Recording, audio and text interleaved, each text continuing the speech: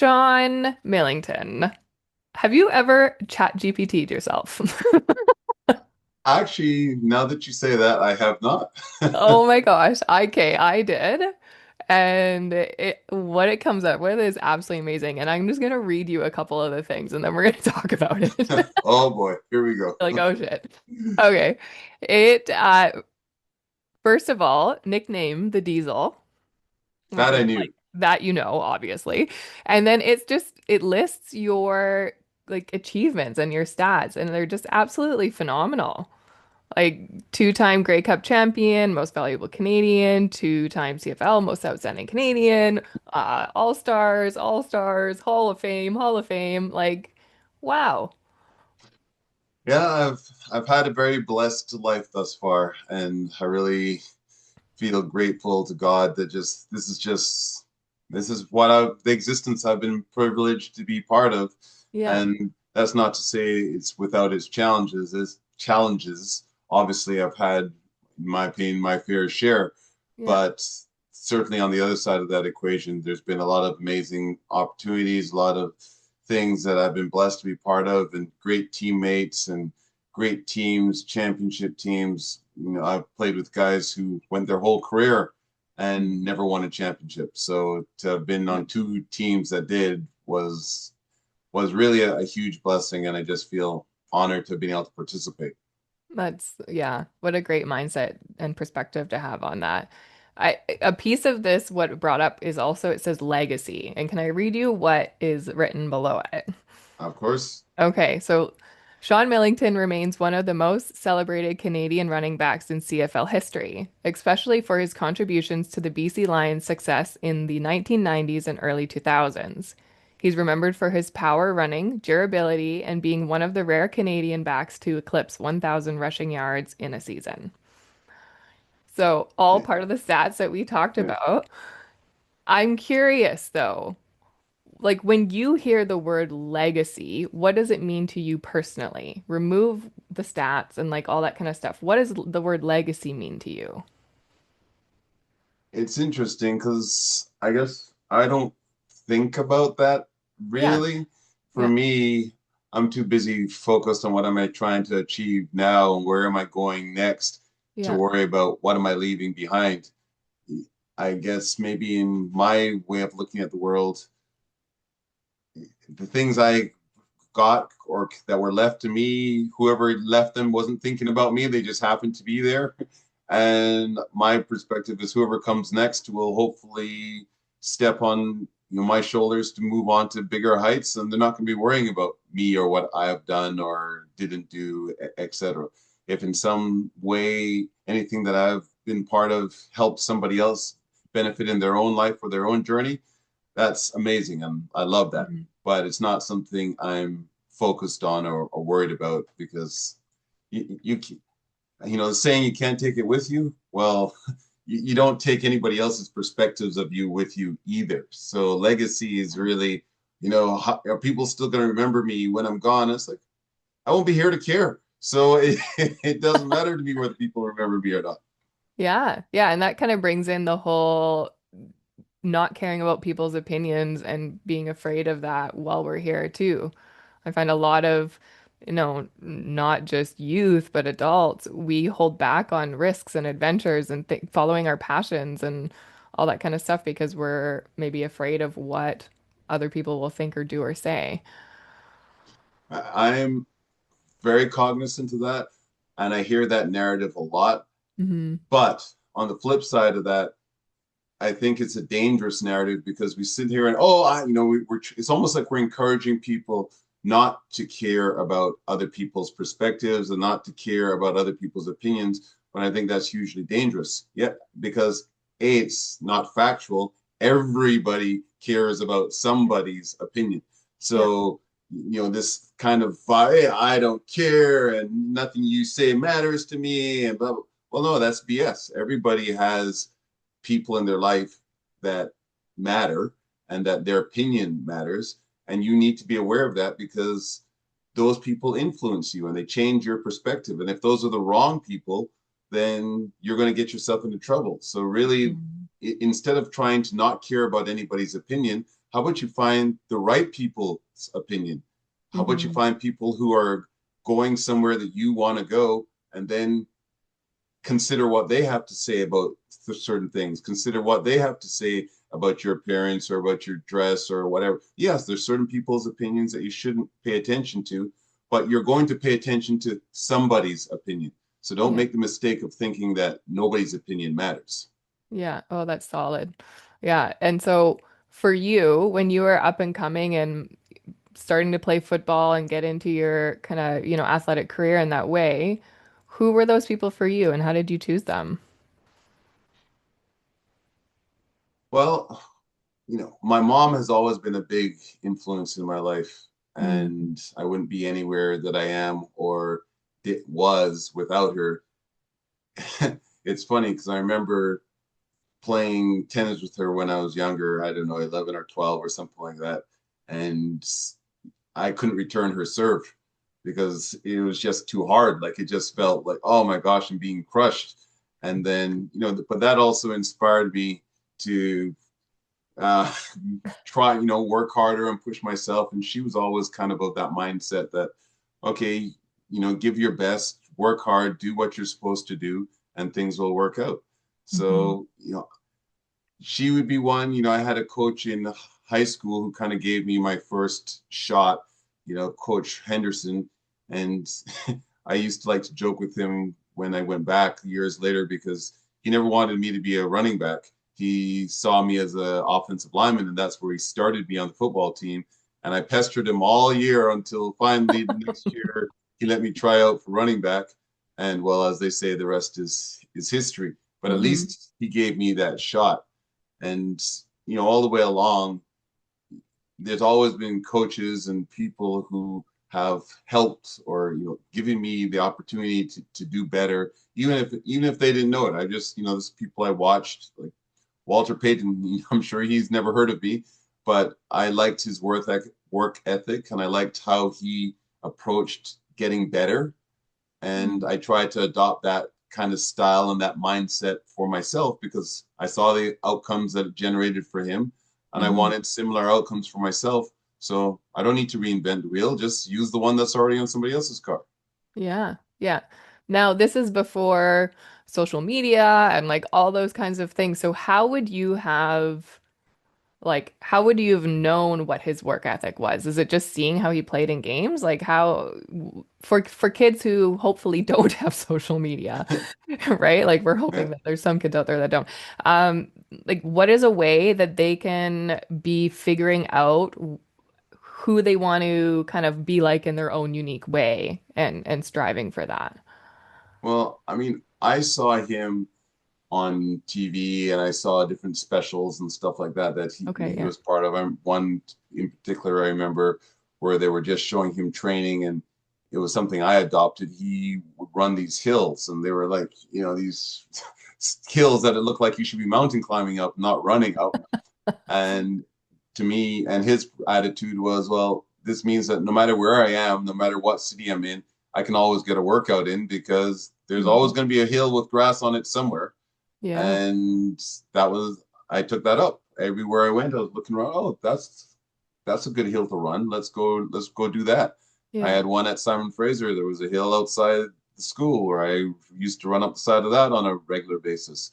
And that helped build a lot of my strength, and it's very painful. It helps also build your mindset. Like you have to be strong, you have to be able to endure hardship.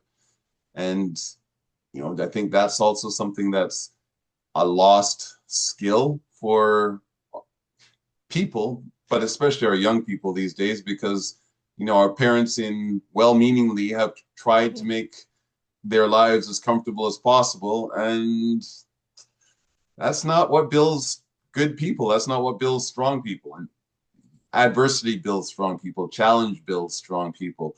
And Mhm. yes, nobody wants to intentionally put stumbling blocks into the paths of your children, but you should provide opportunities for them where they're going to encounter challenges, where they're going to have to look the abyss in the face and decide what they want to do about it. And that's how you grow. Yeah, and I really love that about sport. It is like this, you know, quote unquote safe space for kids to face adversity and challenge themselves and learn to be comfortable in the uncomfortable of growth and really go for it, right? And I find that y- youth sports has definitely declined in that manner over the years, for sure.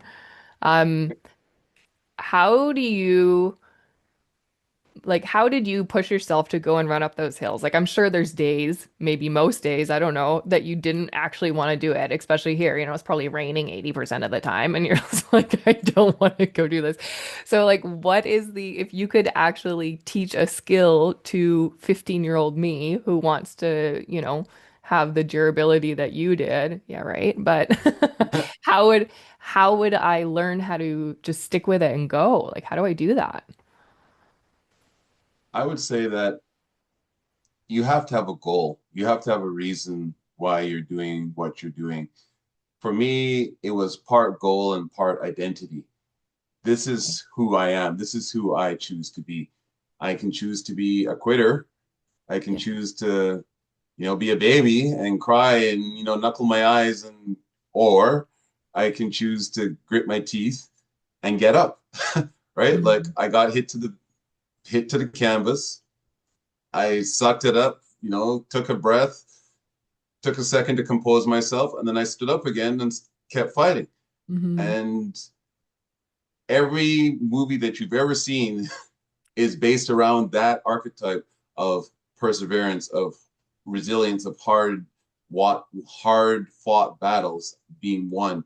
There's never a movie that you've ever been to that you enjoyed where the person gets knocked out, lies on the carpet, and lies there crying, and somebody comes off the side. Oh, it's okay. You did your best. Like, no, that's never how it is because that's not life. We are wired to stand up. We're wired to battle. And when you turn down the battle, that's when all the problems start happening. I mean, I've been playing with an idea recently that I heard, which is basically, all relationships are an exchange of value. I'm here on your podcast, you give me questions, you give me some props, we're doing this thing together. And hopefully that's creating value for each other and that's creating value for the audience. And in all situations, there's some dynamic of that nature going on. So you're either providing value or you're taking value. If you're providing value, then the relationship becomes positive if both people are doing it. If you're taking value and the one side is doing all the taking, the relationship becomes negative. Now, the challenge, the kind of the secret sauce is when the person that you're taking value from is yourself. So Mm. you're in a relationship with yourself as well. So if you're doing things that are harmful to yourself, either through ignorance or apathy or any other reason, you are taking value from yourself and you're not going to regard yourself positively. Just the same way, if we were friends and you never came to meetings on time and you made me pay at lunch every single time, I would start to resent you because you're not doing anything for me and you're taking from me all the time. Well, if you do that to yourself, you don't work out, you eat badly, you're into, substances, you're doing all this stuff. It's negative for your body. It's negative for your experience of the world. You're taking value from yourself because you started out as a living being with vibrancy and life. And then you start to suck on that and you start to take away from it instead of pour into it. And obviously, you then start to resent yourself, even though you don't understand what's going on. And this is why your self esteem is bad. This is why you have the anxiety. This is where a lot of the depression comes from because you're not doing the things that pour into yourself, that value yourself. And you Mhm. see it all the time when people change that around. They start working out, they start studying, they start, going to school or doing the things that are adding value. All of a sudden, their self confidence grows up, their self esteem increases because now they're treating themselves like they have value, and therefore they now like themselves again. Yeah. Yeah, that is such a huge piece.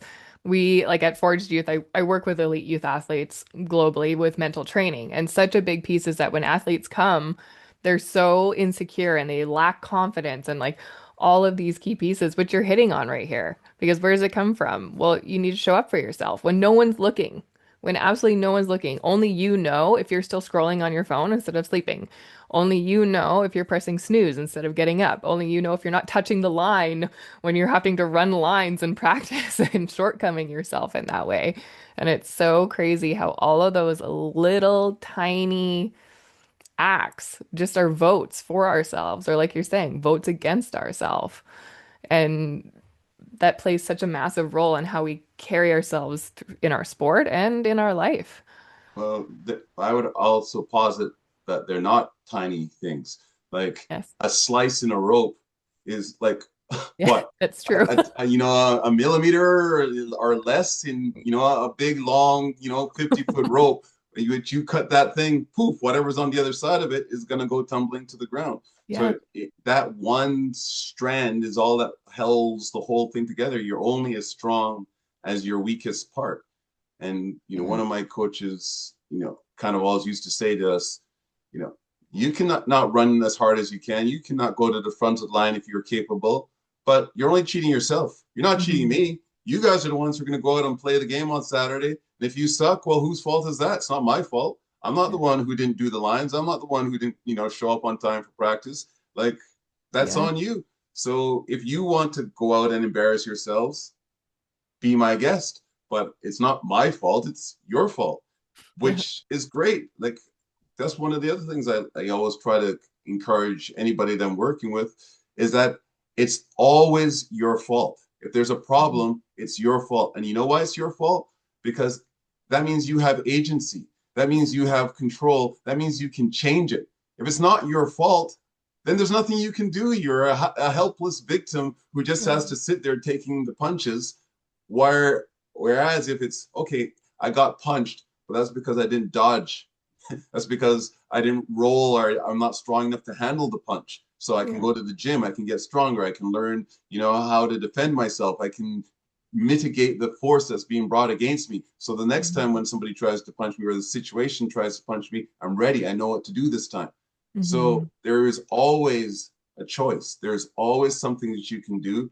And you're either making the proactive, taking care of myself choice, which builds my esteem, builds my confidence, or you're making the reactive, defensive choice of backing down and backing away and taking value for myself, which builds, depression and anxiety and stress and lack of self-esteem. Hmm. Yeah. And this is kind of reminding me of a quote that I love, and it's this like giant sign, and this woman I look up to, she's like this business shark and whatever. She in her office, she has this massive poster and it says, F your mood, stick to the plan. And that comes back to like discipline and habits and your purpose and your why and your goal and what's going on. Just deal with it. Do it. Who is this woman? She sounds smart. Right? Yeah, Lila Hermosi. Shout out.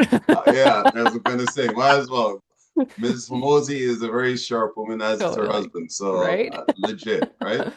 And that's kind of the secret to actually everything. Hmm. It sounds simple because it is. It's not easy, but if you just did that, Yeah. your life would be radical. Hmm. Radical. Like if you, because nobody's going to sit down and make a plan that says, oh, well, I'm going to come home at 3 from school and then I'm going to play video games for the next 6 hours. And then I'm going to, fall asleep after my Red Bull wears off. And then I'm going to get up and go. Like nobody makes a plan like that. Yeah. Everybody's plan is some version of, I'm going to go out and conquer the world. I'm going to be the best at this. I'm going to do this. I'm going to do that. And then life starts showing up and then we start letting our feelings dictate our direction Hmm. and things can go off the rails. Whereas if you said what you said, f your feelings and stick to the plan, you are going to get there because if one person can do it, then there's no reason why you can't do it. Just like they broke the 4 minute mile, the first guy who did it, everybody thought it was impossible. And Yes. then months later, high school kids are breaking the 4 minute mile for crying out loud. And if Yeah. nobody's done it, then that gives you the opportunity to be the first and be the trailblazer. So Hmm. my encouragement to everyone, myself included, is stick to the plan. Like once Hmm. you've convinced you have a good plan and you've gotten it from somewhere that is reputable, then don't worry about what you feel like because they are, like you said, how do I motivate myself to go running on days when it's snowing or the rain is coming down sideways? And, it's because today was a day to go running. I didn't say today was a day if it's sunny. Today is the day to go running. The Yeah. fact that it's raining just makes it more unpleasant. The fact that it's Yeah. cold makes it more unpleasant, but it's still a running day. Yeah. So you go running on the running day, and there's no option. And if you have that mindset where I do what I say I'm going to do 100% of the time, then you never have to think. Because the problem once you do what you say you're going to do 99% of the time, it's always up for grabs. Is this the 1%? Is this the Mhm. time when I don't do what I'm going to say I'm going to do? You never know. So you're always insecure. You're never quite sure what the right response is supposed to be in a given situation Yeah. because I might or I might not. But when it's no, no, as Yoda says, there is no try, there's only do. This is what I'm doing. Yeah. This is the direction I'm going, and it doesn't matter what else is going on. This is what I am doing. I don't care that it's a party. I have to go to bed. It's 9 o'clock, bedtime, good night. See you guys in the morning. Yeah. Once you get that mindset, then the world is your oyster. You're unstoppable. Yeah. Yeah, that was a big deal for myself in high school too. I played volleyball.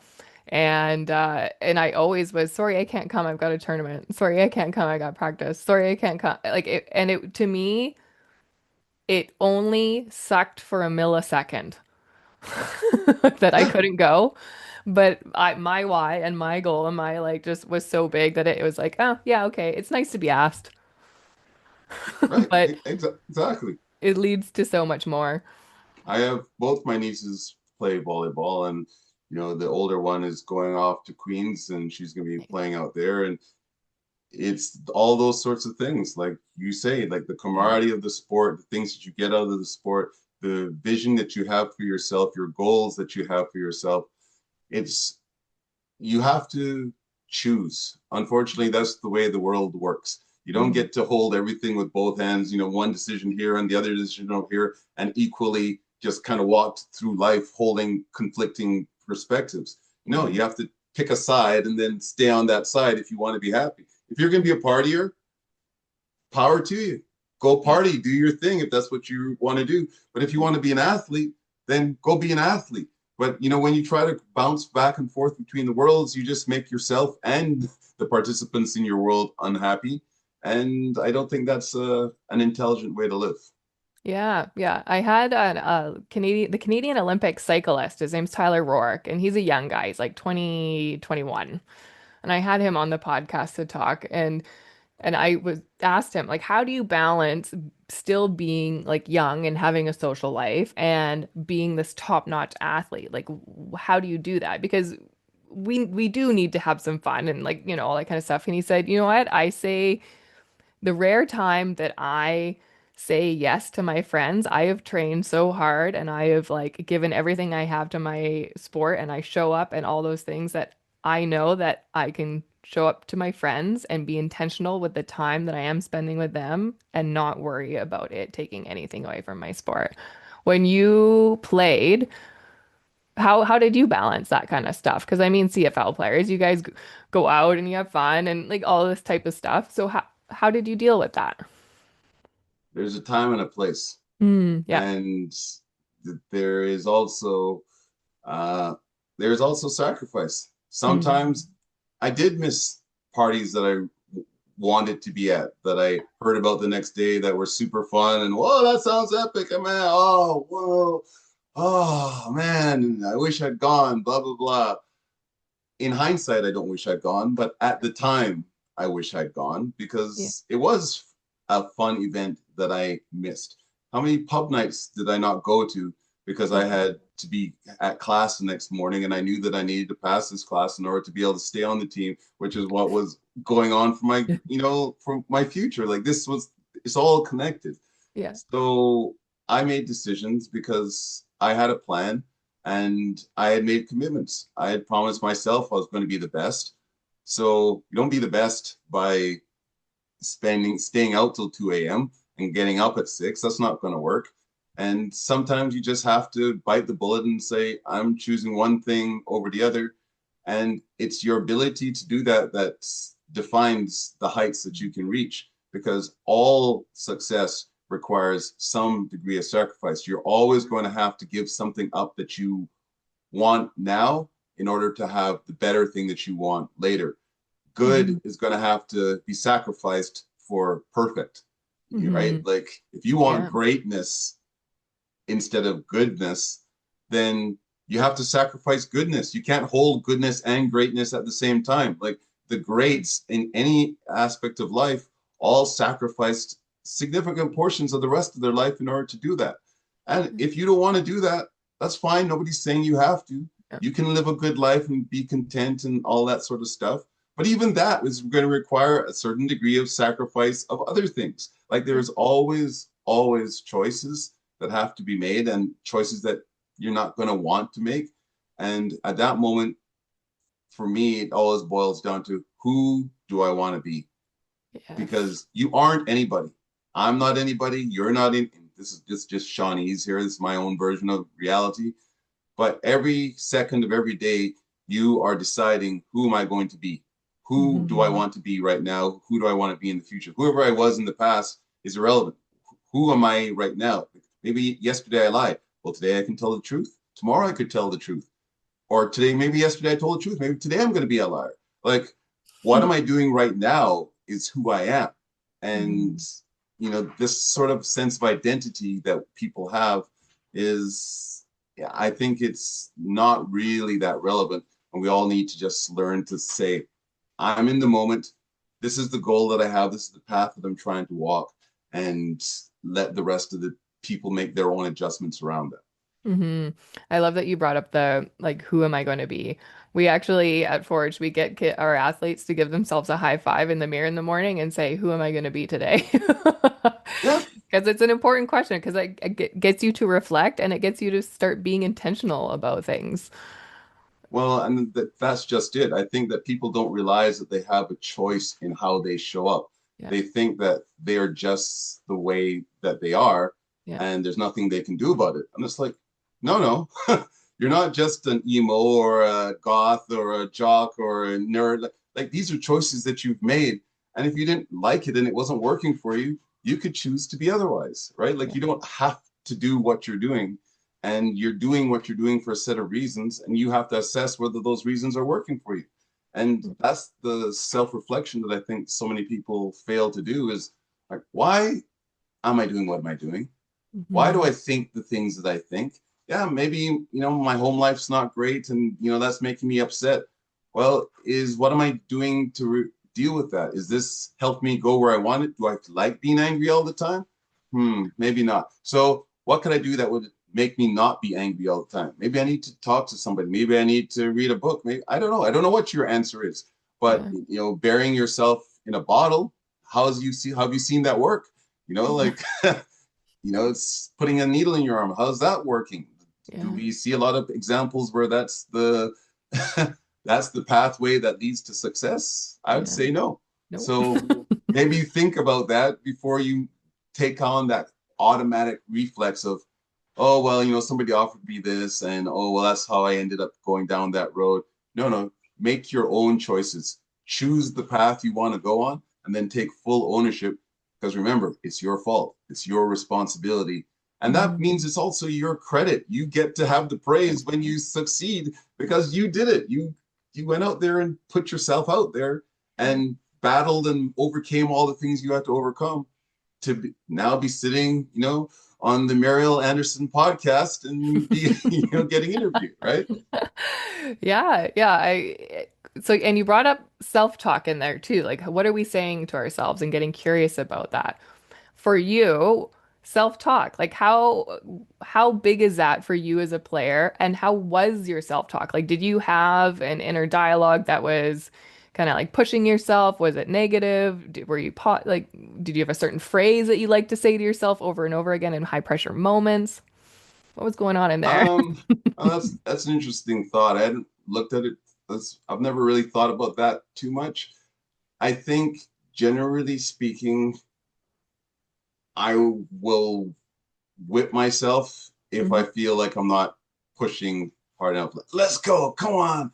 don't be a wimp. Let's go. Come on. Like, Yeah. I'll kind of, bash myself a little bit to achieve an outcome that I'm trying to get to.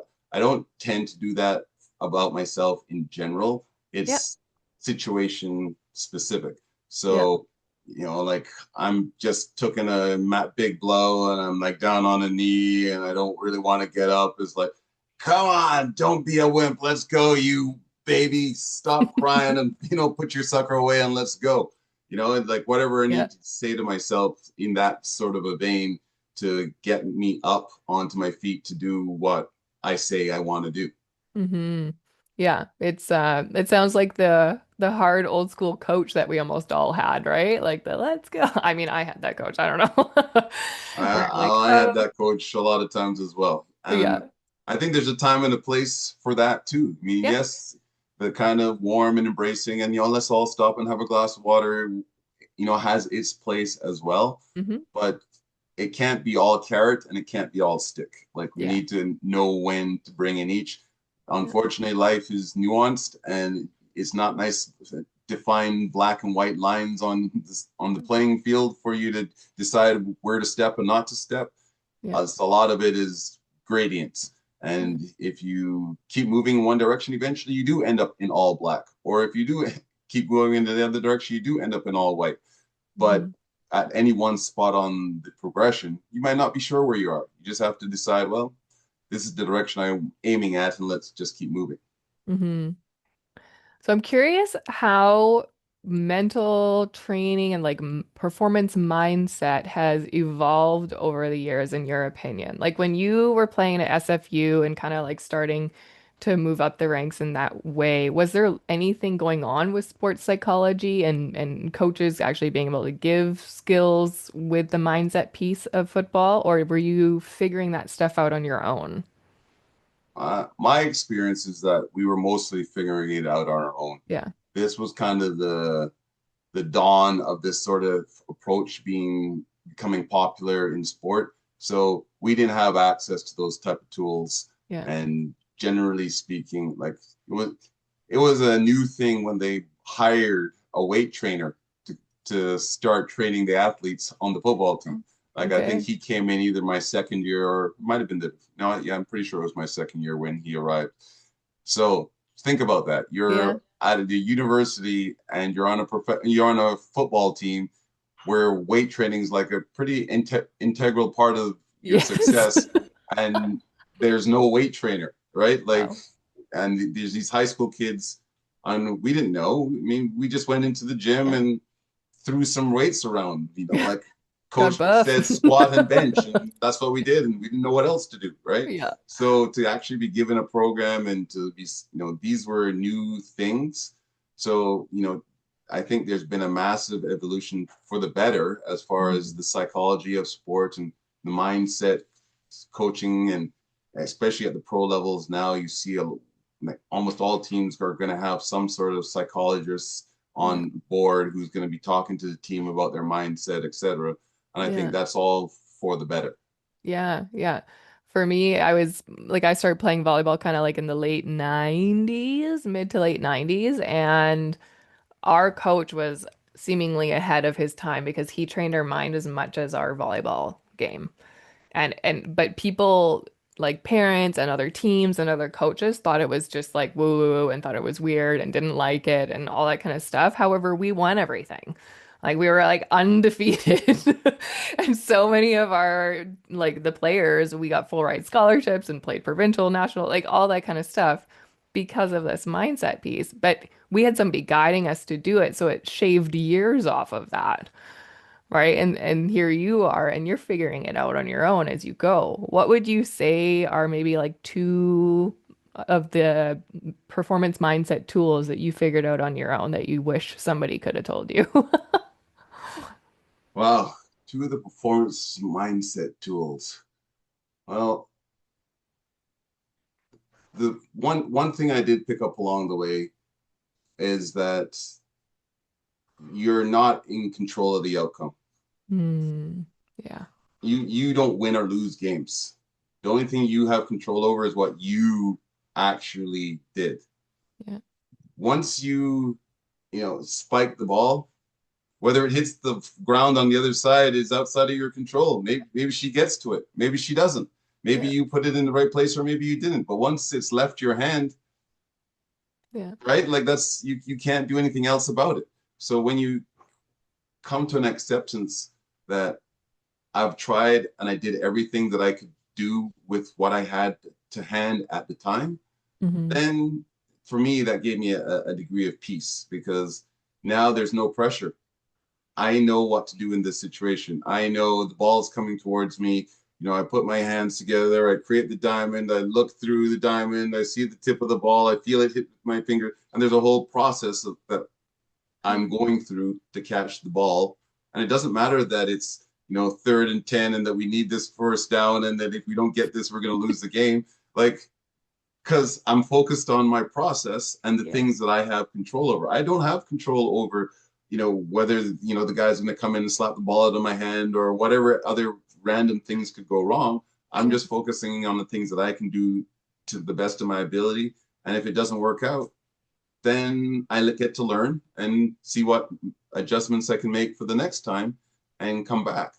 And I think that's one of the things that maybe I also learned is iteration, like the ability to iterate. Like if it didn't work, Mm. it didn't work this time.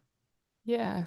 This time, this Yeah. not that it doesn't work, it just didn't work this time. And if you've tried 100 times, well, it didn't work the first 100 times. Maybe the 101st time is going to be the time that Yeah. it finally works because I'm iterating. I'm not just doing the same thing every single time. So if I keep changing and managing myself, managing what I'm doing, sooner or later I'm going to hit upon something that works. And then I Hmm. need to just keep doing that and refining it because it's still the iteration process still continues even after I found something that works because you can always get better. No matter Yeah. how good your service, you can always work on it. It can always just be a little better. And as you get better, you become aware of things that you weren't aware before at a different level because you can't comprehend them. Hmm. So I'm sure after you've been playing for a few years, when you touch the ball, there's signals going to your brain and you're responding to things that you had no idea about when you first started playing. The Yes. ball just hit your hand and you whacked it back and that was that. Whereas at the end of your career, you're spinning, you're feeling the pressure, you're like letting it land on your hand for just a second longer because now your brain understands the language of volleyball and what's Hmm. going on, and you've iterated yourself to higher levels of performance.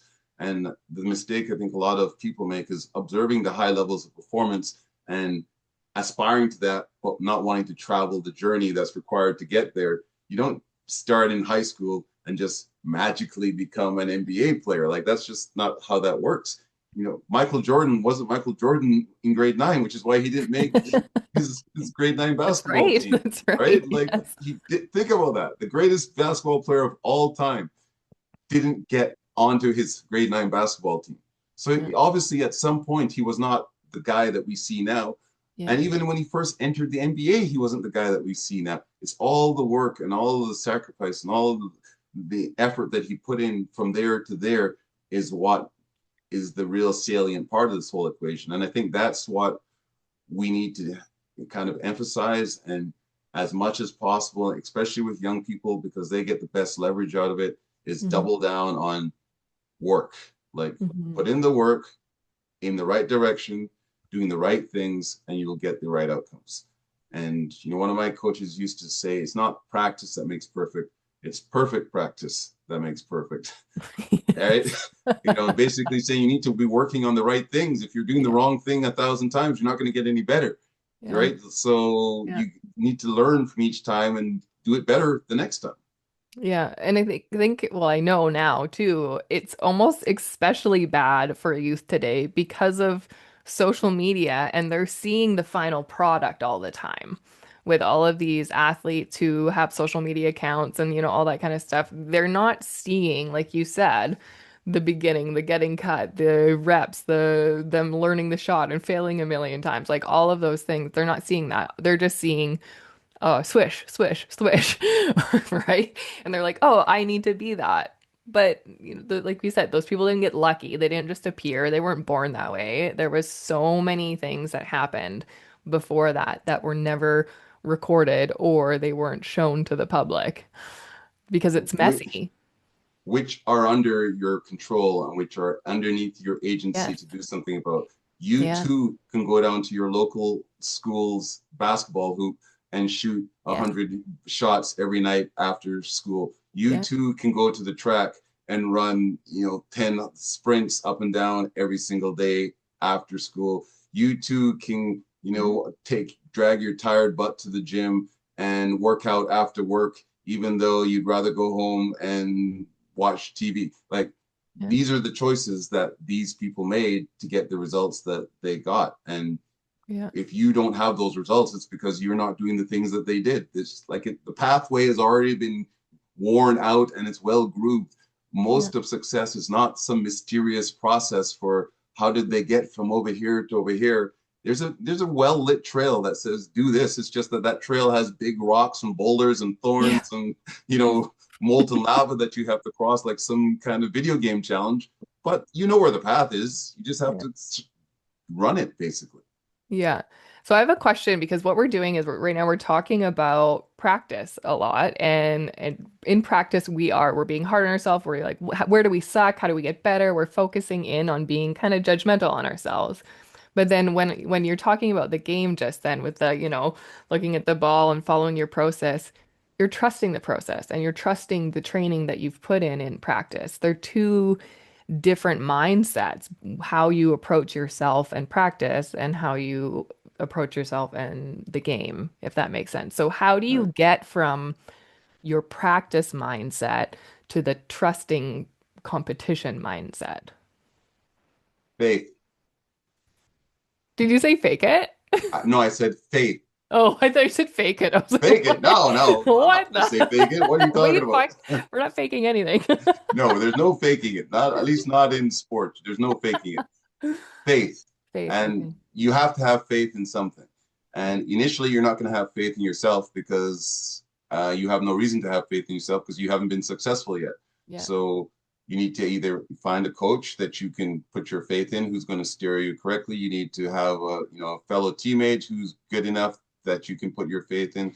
You need to have somebody maybe online who you respect and think has done good things that is teaching you the right pathway because it's going to come externally. Somebody outside of yourself has to give you the tools because nobody's born with the tools. Nobody Yeah. wakes up thinking, "Oh, I know what to do to, be a pro NBA player or a pro NFL player or make it to the Olympics." Like that's not Yeah. innate, right? So if you have any aspirations outside of just bumbling around and doing the best you can with whatever happens to come your way, then you have to find somebody to put your faith in. And once you've done that, then the trust part becomes a lot easier because, like you say, okay, where did I learn the diamond from? My coach told me that. That's how you catch the ball because I was struggling. I was a bad catcher initially. Mm, So I wanted to get better. And one of yeah. the things he told me is put your hands together, make the diamond, see the ball through the diamond. So I trusted him. I had faith in him that he was giving me good information. So I did what he told me to do and worked on it. And eventually, the truth of what he was teaching became self evident. And then I had my own confidence because now I've done it enough times and seen the outcome that I can now believe in myself. But you can't Hmm. have confidence if you haven't done. Like Yeah. confidence comes from execution and not only execution, successful execution.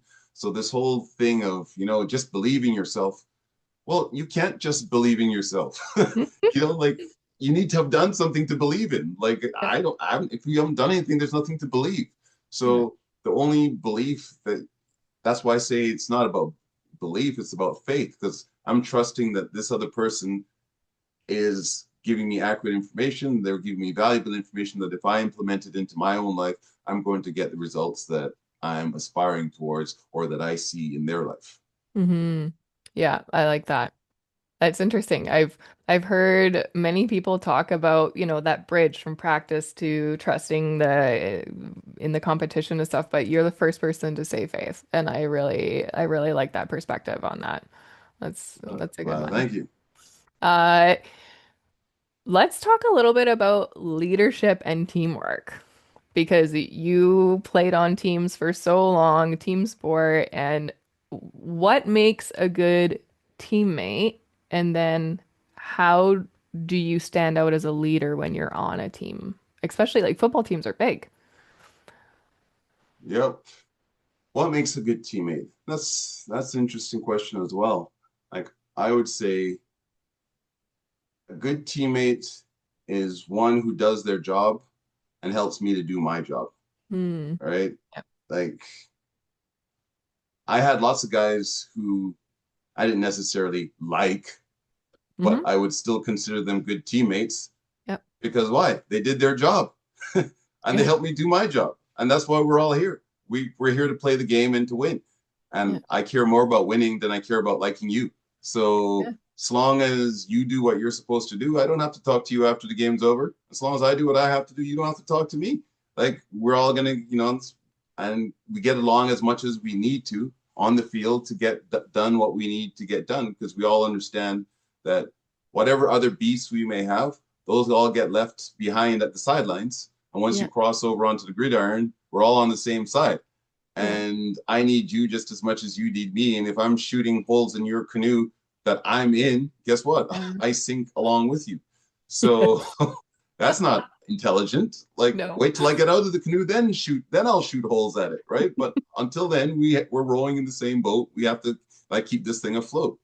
Yeah. And as far as leadership, I think good leadership is doing what you're asking everyone else to do.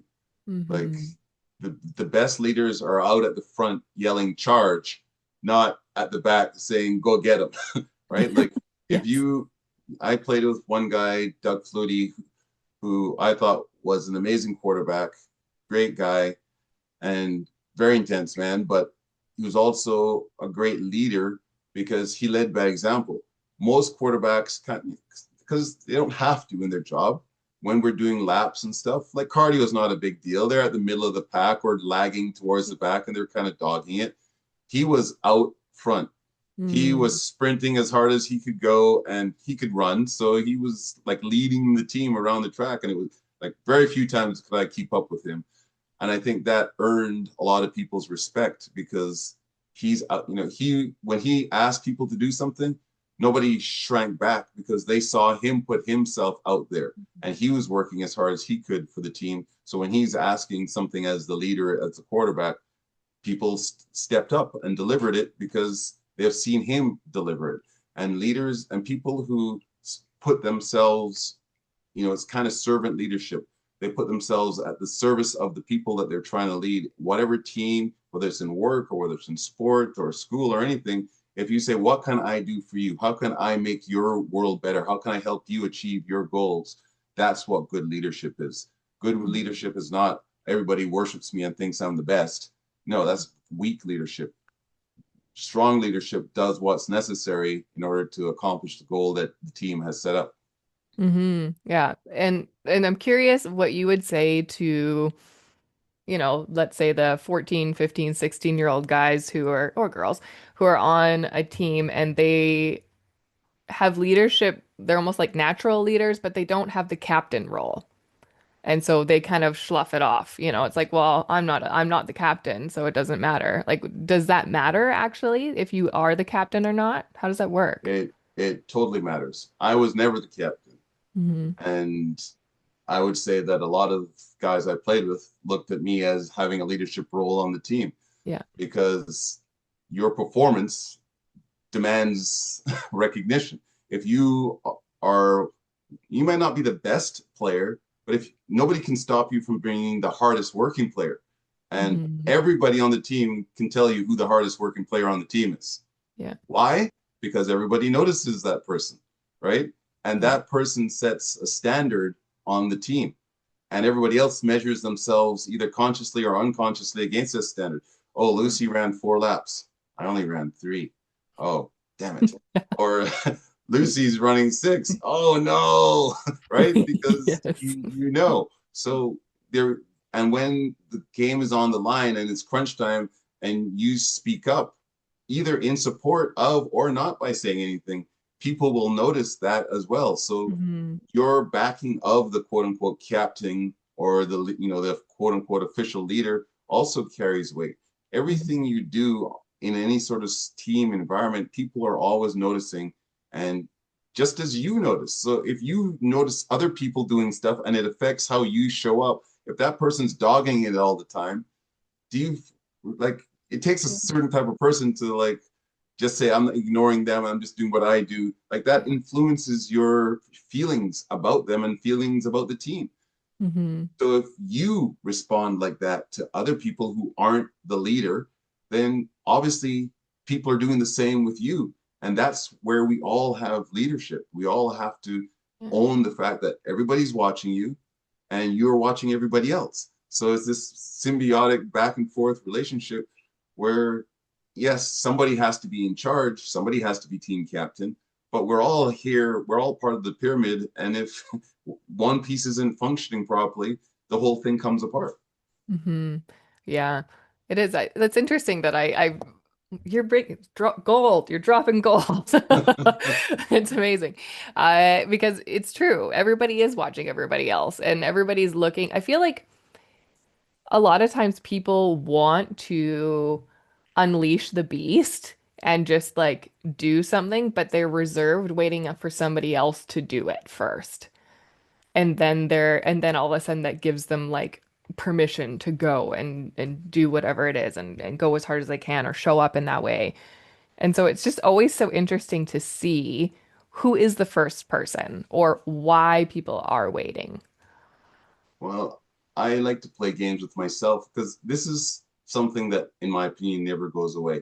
There's always, like what we said earlier about people's opinions. We all do or don't do things because of people's opinions. Yeah. And even people that, like, especially people that we don't care about. I will step off the sidewalk before the light turns to the little Walkman to go across. And it's so fascinating how many people will follow me after that. It's like, but if I stand there right until the end, very Yeah. few people will leave the sidewalk before the little hand changes. Yeah. But it's the permission. Once somebody sees somebody else do it, then they kind of go, oh, I guess I can do that too. And I Mhm. think about that for myself. Like sometimes I want to do something and I'm holding myself back because Mhm.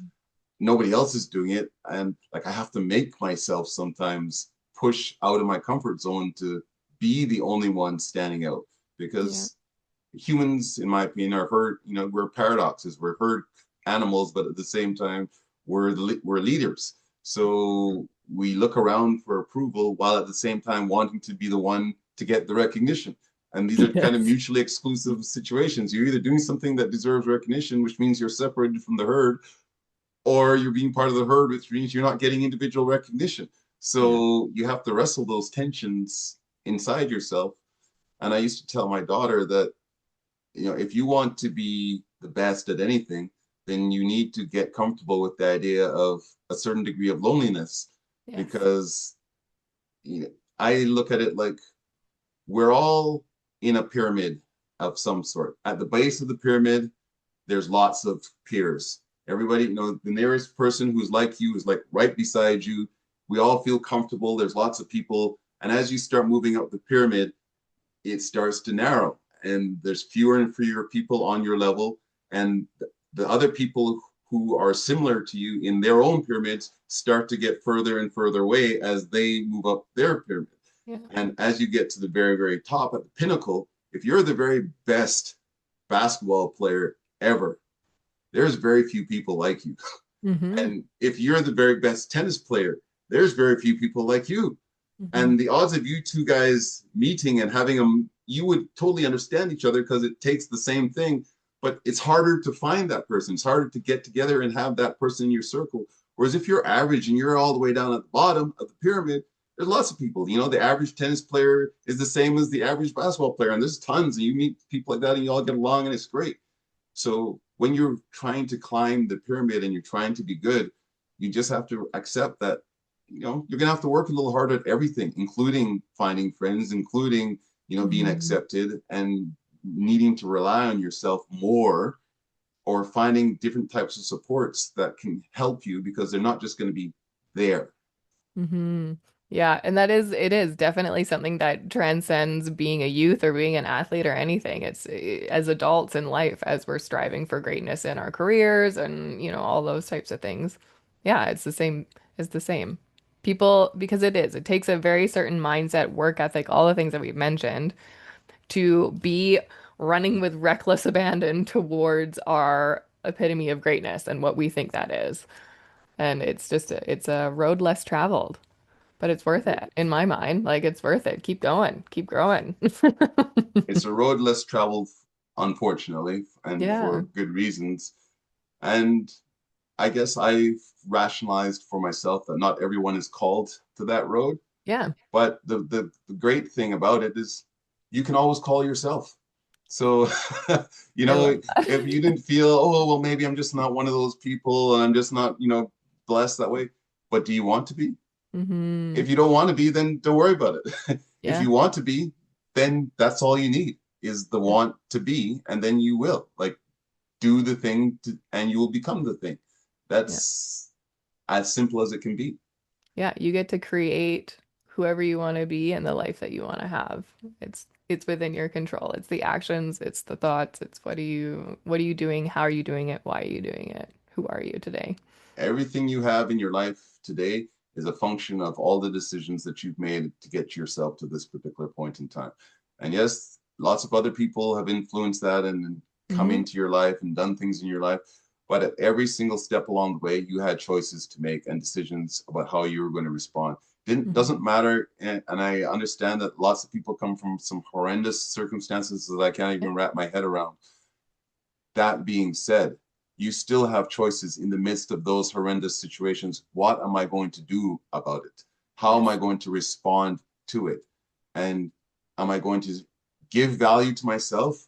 I'm going to build up and do things that are going to help me get out of this negative situation? Or am I going to take value from myself and create an even worse pit? It's like I'm down in the pit and there's alligators everywhere and I throw out some raw meat so I can have some tigers come down here and eat me too.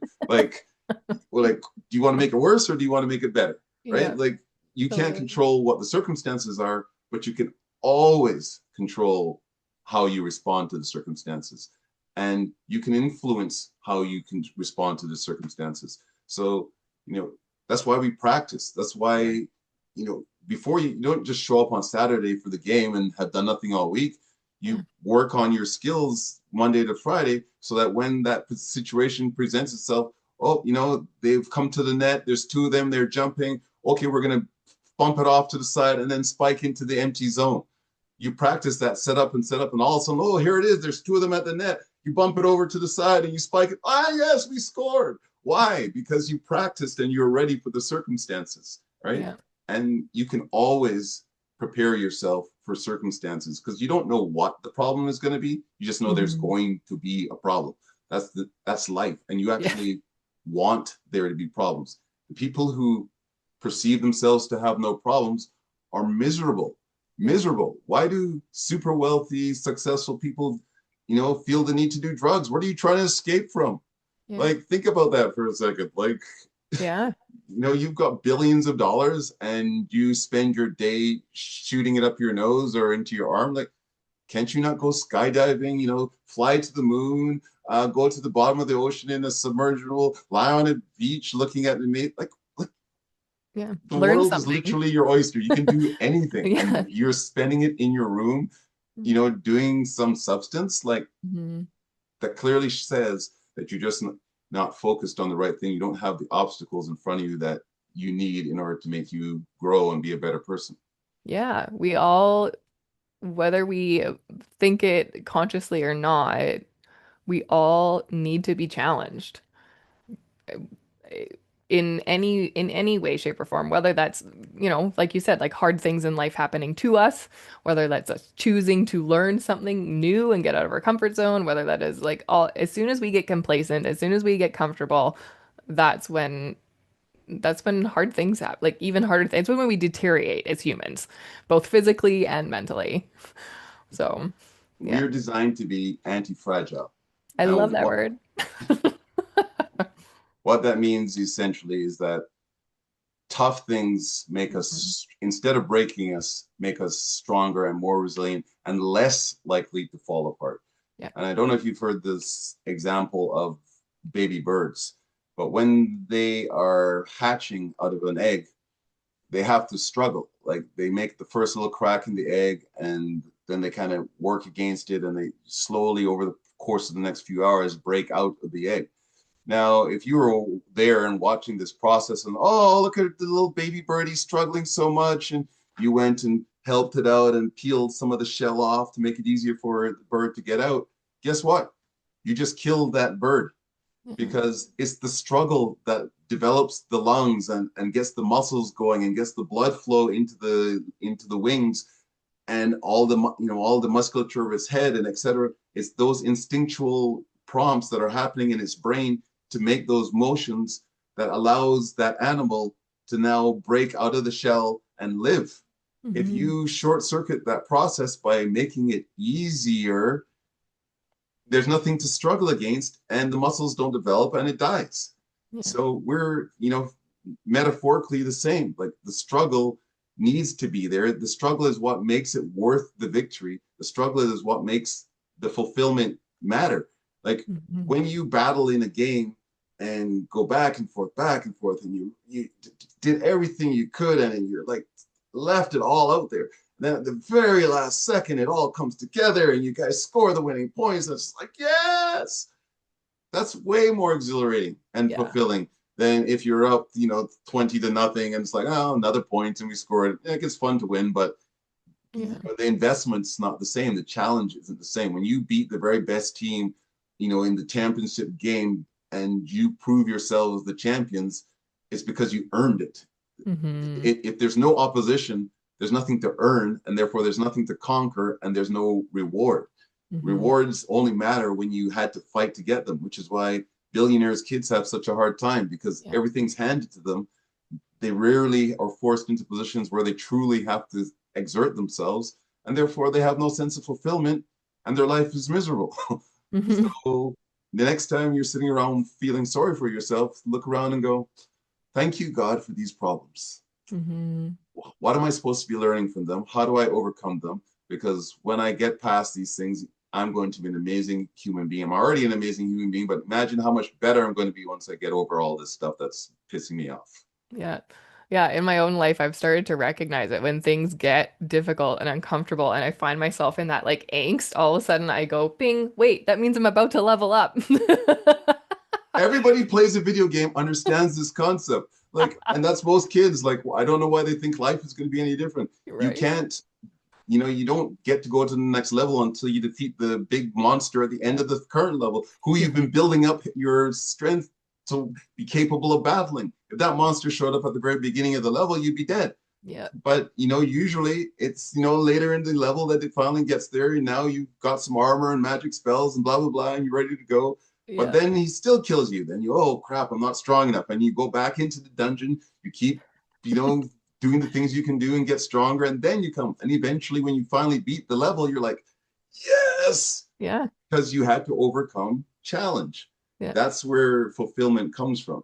And that's like, I don't, there's no more universal principle of life and for happiness. If you don't want to take it into any spiritual realm, then that's the only other thing that matters is you have to Hmm. overcome the challenges in your life and figure them out. And it's up to you. There's nobody, like, yes, there's resources and counselors can come alongside and parents and friends and all these people can come on, but at the end of the day you still get to choose. Yeah. So you either make avail yourself of resources that you either have or don't have. If you are the only one, then find resources. Nobody today has an excuse because Hmm. today, unlike when I was growing up, there's the Yeah. internet.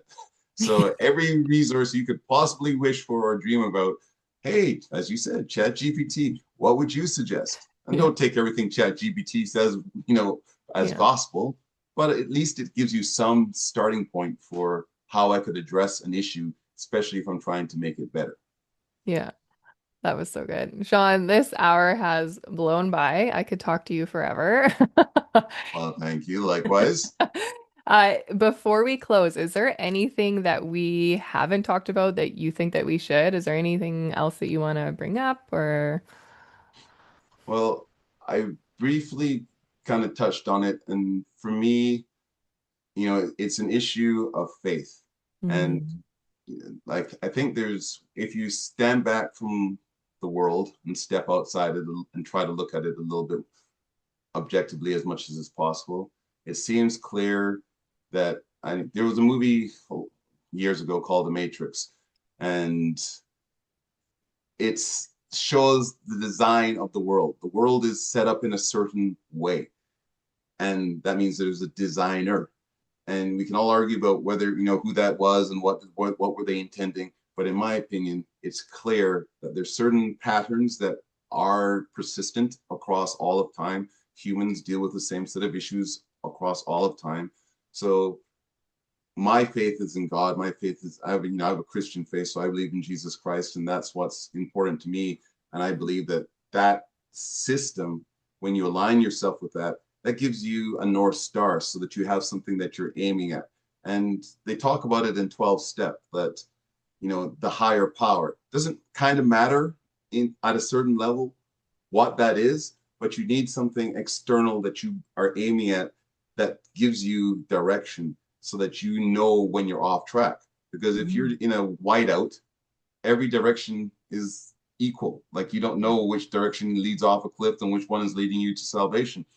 Whereas if you have some sort of North Star, whatever you put your faith into, like what I talked about faith earlier, then that allows you to always, okay, this is what matters. This is where I need to be. This is how I show up in this particular situation because this gives me my code of conduct, how I'm Yeah. going to show up in the world, what matters to me, right? Yeah. Or what should matter to me. Because sometimes I don't know what matters to me, but this tells me what should matter. And then I can kind of get behind that and start pushing. And then I give myself the opportunity to land somewhere that I might not have expected because I was following something that I wasn't entirely sure where I was going. Right. Hmm. So to me, that's the other big element of life that has kind of gotten the baby thrown out with the bathwater, so to speak, is we've lost the spiritual element of Yeah. existence. Yeah. And I think it's a very relevant and important Yeah. aspect of existence so that we all have that sense of purpose and fulfillment. That's where, in my opinion, that's where it comes from. And maybe that's one other thing, because that's been a central theme for me. A lot of the times when, I've been down and bummed out, I just blew my knee apart, or, my elbows come apart, or my blew my Achilles and my world is caving in on me. And I think, and I'm down, like, okay, God, what do you have for me here? Because it seems Hmm. this seems bad. The vision that I had for myself, where I thought I was going to go and I'm going to be a star and I'm going to do these things and all. Well, that's not going to work if I have a blown knee. So how am I still supposed to be significant? How? But having somewhere to put those questions and feeling like I got answers and it gave me peace in the midst of a storm, right? Yeah. So I find that a lot of people don't have that, and then they go looking for that same thing at the bottom of a bottle or a Mhm. pill or some other form to try Yeah. and pacify what's going on inside your head, and that's not how it was designed. Like Hmm. your legs have a function. The reason you have legs is to move. That's Hmm. what legs are for. If you didn't have legs, you'd be a worm and you'd be inching along on your belly. So if you use your legs as they're designed, everything goes well. If you use them, in some other fashion, then you're going to have problems. And I think our whole being connotes a certain design. We're supposed to care about each other. We're supposed to take Yeah. care of each other. Primarily, we're supposed to take care of ourselves because we Yeah. can't take care of anyone else if this isn't taken care of first. And Yeah. it's not selfish to take care of myself. It's selfish when I do it to the exclusion of everything else. But Hmm. too many people do it the other way around. They do it to everybody else instead of themselves. Yeah. And it's a way of avoiding responsibility for self, which you also have. So to me, when you have your faith in the right thing and that empowers you to show up in the world in the way that you were designed to show up, it's better for everybody. So Oh, I'll I'm leave glad it you with brought that you up. that That's powerful stuff. That is super powerful. And it's true. It brings you back down to that purpose, that alignment, the values, the way that you live your life and show up. And yeah. And yeah, having that direction, like you said, the somewhere to send the questions and the talk and the worries and to bring that peace into your life. That's really good. Sean, thank you for coming today and spending time with me. And for those of you who are listening, Sean is going to be one of the speakers at the event that the Chilliwack Giants are putting on for youth in the Fraser Valley. And so if you want to come hear Sean speak live, and Angus Reid is going to be there speaking, and myself, it's open to youth ages 8 to 18, I believe, and their parents, and it's free. It's out here in Chilliwack, and really it's about resilience in sport and out of sport. And these are super powerful, tools and stories to hear that are really going to empower youth today to step into their greatness and create their greatness. So, yeah, amen, sister. Okay, everybody, until next time, train your mind, build your grit, and forge your legacy.